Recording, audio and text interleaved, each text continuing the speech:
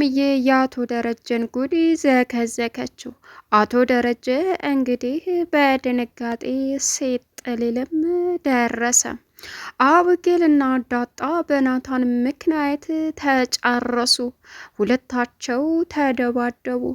አቶ ደረጀ አሁን ህይወቱ ደብለቅለቅ አለበት። ምኑን ከምን ማድረግ እንዳለበት ግራ ተጋብቶ ማርታን ለማሳመን ቢሞክርም ማርታ ግን የመጨረሻ ኃይለኝነቷንም አሳየች። እናም ሰላም አሁን ልጄን አሳየኝ፣ እውነታውን ንገረኝ ብትለው እምቢ ብሎ አሁን ሰላም ትልቁን ሚስጥር ለማርታ አፈነዳችው። ማርታ እንግዲህ አቶ ደረጀን ስትጠይቀው መሬት ተሰንጥቃ ብትውጠውም ደስታው ነበረ። እናም ለአብጌልም የሆነ ታሪክ በሌላ ሰው አስመስሎ የራሱን ነገራት። እሷም አሳልፌ ለፖሊስ ሰጥቼ መቀጣት አለበት አለችው። አቶ ደረጀ ቅሌቱ እንግዲህ እንደቀጠለ ይገኛል። ሁሉንም እውነታ በጊዜው አውጥቼ ብሆን ይህ ቤተሰብ መበተን የለበትም ነበር እያለ እንግዲህ ደም እንባ እያለቀሰም ይገኛል። ሰላም ውድና የተከበራችሁ የዙዙነት ሚዲያ ቤተሰቦች እንዴት ናችሁ? ልይ ሰላማችሁ ይብዛልኝ። ለዚህ ቻናል አዲስ የሆናችሁ ሰብስክራይብ እያደረጋችሁ ቪዲዮውን እስከ መጨረሻው ተከታተሉ።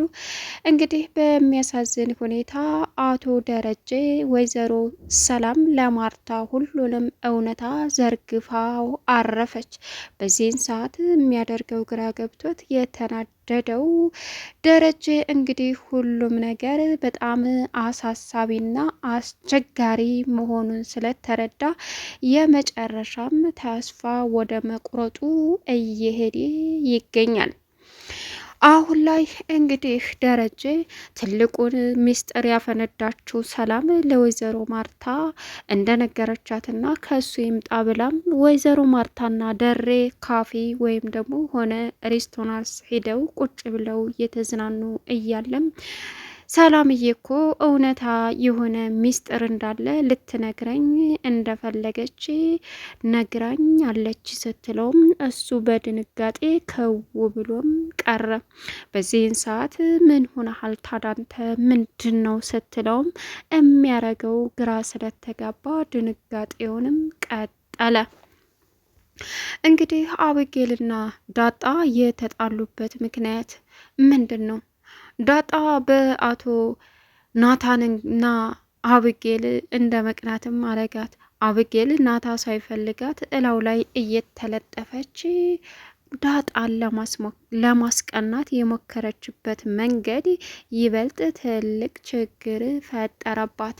ይህም ምንድነው? በሚያሳዝን ሁኔታ አብጌል ናታንን እየተለጠፈች ዳጣም እንዴት ተለጠፍሽበት እኮ አለቻት። ምን አገባች ስትልም ምንድነው እንደዚህ የሚያደርግች አለች። እንግዲህ ቻለው ስትልም ዳጣ ውሃ እንግዲህ ቻለው ናታን አለች። ምን ነው የሚችለው ስትልም አብጌል ጠየቀቻት። እሱንም እኔ እንጃ ናታን ቻለው ምንድን ነው የምችለው አለች ውሃ የዋሂት። ዳጣን ጠይቂያ ሲላትም ዳጣን ምንድን ነው የሚችለው ድንጋዩን አለች። እና እኔ ድንጋይ ነኝ እያልሽ ነው በማለትም እንግዲህ አብጌል በንዴት ትልቁን ግጭቷን ፈጠረች። አቶ ደረጀ ስለ ዳጣና ስለ አብጌል ስለ ዳጣና ስለ ናታን ናታን ቁጭ አድርጎ ጠየቃቸው። በዚህን ሰዓት ናታን ምንም ነገር የለም ከሷ ጋር ምንም ግንኙነት የለኝም በማለትም ሸምጠጥ አደረገ። በዚህን ሰዓት እንዴት ስታወሩ ያወራችሁትን በሙሉ ሰምቻለሁኝ። እሷም ልጅ ናት፣ አንተም ልጅ ነህ። ስለዚህ በትፈልጉት ነገር እንኳ ቢኖር በስነ ስርዓት ንገረኝና እንደዚህ በተንዘላዘለ መልኩ ሳይሆን በስነ ስርዓት በተግባር ነው ሲለውም እኔ እንደዛ አይነት ማንነት እንደዛ አይነት ብልግና ተግባር የለኝም። እናም ከዳጣ ጋር ግንኙነት ወይም ደግሞ ፍቅር ፍቅር እንኳ ቢኖረን በፍጹም በእንደዚህ አይነት መልኩ አይደለም፣ በስነ ስርዓት ሽማግሌ ተልኮ እንጂ ብሎም ለደረጀ ነገረው። ደረጀም በዚህን ሰዓት ልክ ብለሃል ልጄ፣ እተማመንብሃለሁ፣ ለዚህ እኮ ነው አለ። እሱም እሺ በማለትም ተለያዩ። ወይዘሮ ማርታ እንግዲህ ስለ ዳጣ አሳዝናታለች። ዳጣን እየደባበሰች ቁጭ አድርጋ ምን ነሻል? ሰሞኑን ደህና አይደለሽም፣ ምንድን ነው ስትላትም አንቺ እናቴ ነሽ አለቻት። ምን ዳጣ ስለምን እያወራሽ ነው ስትላትም አለች። እሺ እሱ ላይ ልተኛ አለቻት። እታፋይ ላይ አው እሺ በቃ ነይ በማለትም ወይዘሮ ማርታ ዳጣን አስተኝታ ጸጉሯን እየደባበሰች ማሳጅ ማድረግ ጀመረች። ዳጣም ከፊቷ የሚነበበ የነበረው እንግዲህ እናቷ ናፍቃት እንደነበረ ነበረ። በዚህን ሰዓት እየደባበሰቻትም ቀጠለች። ግን ሰሞኑን የተለየ ባህሪ እያየሁብሽ ነው ዳጣዬ፣ የተፈጠረ ነገር አለ? እናትሽ ናፈቀችሽ አለቻት። ዝም አለች። እናትሽን አታውቂያትም እንዴ አለች። እትዬ እማዬ አንቺ ነሽ እናቴ? ምን እኮ እኔ የምር እናትሽ የወለድኩሽ? እንዴት? ምን እያልሽ ነው ዳጣ? የተፈጠረው ነገር ምንድን ነው? ምን ሆነሻል አለቻት። ምንም እትዬ ምንም። በይና ያሁን እናትሽ ናፍቃሽ ነው አለቻት። ዳጣም ዝም አለች። እንግዲህ ዳጣና ናታን እንዲሁም ደግሞ ውሃ ኳስ መጫወት ጀመሩ። ኳሳቸውን እየተጫወቱ አቶ ደረጀ ከላይ ሆኖ ወደ ታች መመልከት ጀመረ። በዚህ ሰዓት ሲመለከታቸው ይህም ቤተሰብ እንዴት መበተን ይቻላል? ይገርማል። ማርታ በጣም ጠንካራና ጀግና ሴት ናት። እሷን ማጣት አልፈልግም። እውነታውን አወቀች ማለት ልጆችን በሙሉ ህይወቴን አጣሁ ማለት ነው። አንድ ቀን እኮ ስለ እኔ ከሃዲነት ተጠራጥራም ሆነ አስባውም አታውቅም። አሁን ይሄ ነገር ሲያጋጥማት ባጣትስ? የሆነ ነገር ብትሆንብኝስ? አላውቅም። ፈጣሪ ሆይ አንተ እርዳኝ፣ የሆነ ነገር እንዳደርግ አንተ አግዘኝ አለ። በዚህን ሰዓት ፈጣሪውን መጸለይ ጀመረ። አበጌል እየተራራጥ መታ አባዬ ምን ሆነሃል አለችው። አንቺ ኮቴም የለሽም እንዴ አላት። አይሳቸው ሲጫወቱ እንዴት ደስ እንደሚሉ አላት። ምን ደስ ይላሉ ደግሞ አንቺም እነሱ ጋር ሄደሽ ብትጫወቺ ምን ያክል ደስ ባለኝ ሲላትም ኧረ እባክህ እኔ እንደዚህ አይነት ተግባር የለኝም፣ በጣም መንዘላዘል አልወድም አለችው። በልጅነትሽ እኮ ነው፣ በልጅነት ማድረግ ያለብሽን ነገር ካላደረግሽ በስተርጅና እንደ ልጅ ነው የምትሆኝው አላት። እኔ በቁም ነገር እንጂ በእንደዚህ አይነት ነገር አላምንም አባዬ። አሁን ምን ሆነሃል? ምን ሆኛለሁ? የሆነ ያስጨነቀ ነገር ያለ ይመስለኛል አለችው። ምንም አላስጨነቀኝም አባዬ። ምንድን ነው? እሺ ለምሳሌ አንድ ሰው ገደለ እንበል። ያንን ሰው እንደገደለ አንቺ ታውቂያለሽ። ለፖሊስ አሳልፈሽ ነው የምትሰጪው ወይስ ደግሞ ትደብቂለታለሽ? እውነትን ነው የምትከተዩ ሲላትም እንዴ ለምንድን ነው የምደብቅለት? ለፖሊስ እሰጠዋለሁ አለች። አየሽ እውነት ይሄ አይደለም። እኔ አንቺ ይሁን ሰው ገለሽ ባይ አንቺን ካለሽበት ለማዳን እደብቃለሁ አላት። ለምን? በቃ እውነታ ይሄ ነው ሲላትም እሺ አባዬ ከባድ ነው ብላ ሌላም ታሪክ ነገራት። አረ አልገባኝም አለችው። አየሽ እውነት ማለት ይሄ ነው በማለትም መለሰላት። እንግዲህ አበጌል በቅናት እየተንጨረጨረችም እያለች ወይዘሮ ማርታ ቁጭ ብላ ሳሎን የምትሰራው ፎርም ነበረ። እናም እማዬ የዳጣንንና የናታንን ነገር ተዋችሁት? ምን ነው አንቺ የምትዩን አይነት ነገር አላየንባቸውም፣ አላገኘንም።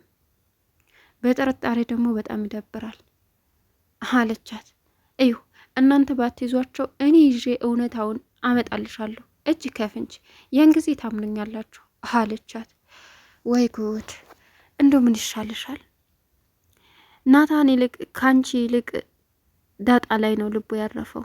ለምን ብትይ ወንዶች የመጀመሪያ መስፈርታቸው ውበት ቢሆንም ግን ደግሞ መልካም ማንነታቸውን ይፈልጋሉ። ሴት ልጅ ለባሏ ምርጥ የምትሆነው በቃ መልካም ስትሆን ነው። አንቺ ደግሞ ይሄ ጸባይ የለብሽም፣ ከማን ጋር እንደምትኖሪና ማን እንደሚያገባሽ አላቅም አለቻት።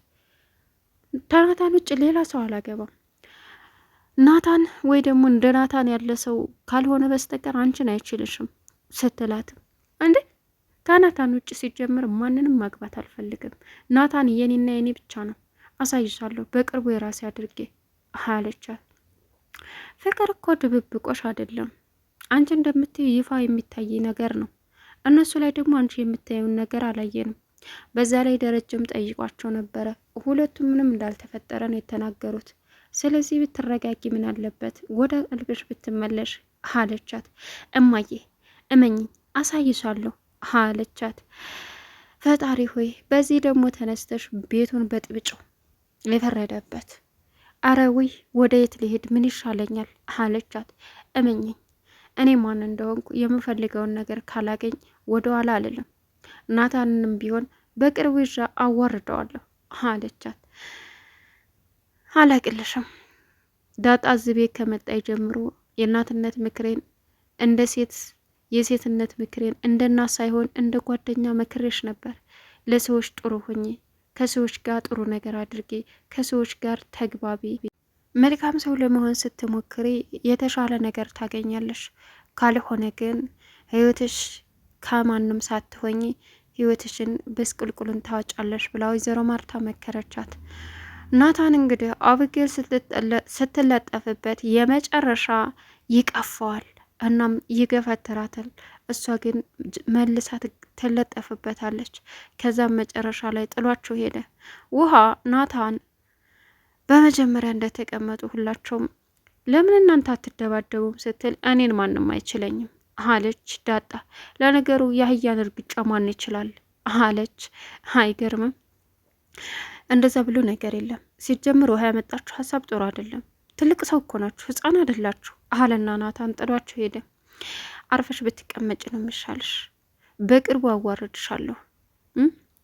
እኔን ልሸውዱኝ አችልም። አባዬና እማዬን ሸውዳችኋል፣ እኔን ግን ማንም አይሸውደኝም። የምታደርጊውን ነገር በሙሉ አሳይሻለሁ በማለትም ዳጣ ዛተችባት አብጌል ላይ። አብጌልም ምንም አማራጭ ስለሌላት ዝም አለች። እናም በጣም ታጣሉ። ቻናሉን ሰብስክራይብ እያደረጋችሁ መልካም ቆይታ ይሁንላችሁ።